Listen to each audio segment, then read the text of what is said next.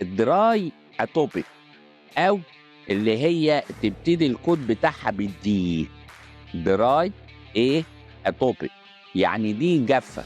مشكلتها ايه يا عيني دي؟ تروح المدرسه البنوته او او الولد يبقى غصب عنه يبتدي يهرش جامد، وساعات يهرش جامد جدا جدا جدا جدا. العيال يخافوا منه، يبعدوا عنه. دول بقى يبتدي يعملوا، العيال بقى مش سهلين، ابتدوا يعملوا التنمر اللي انا دايما بشرح بيه. يرجع من المدرسه، انا مش رايح المدرسه يا ماما، قاعد مش رايح المدرسه.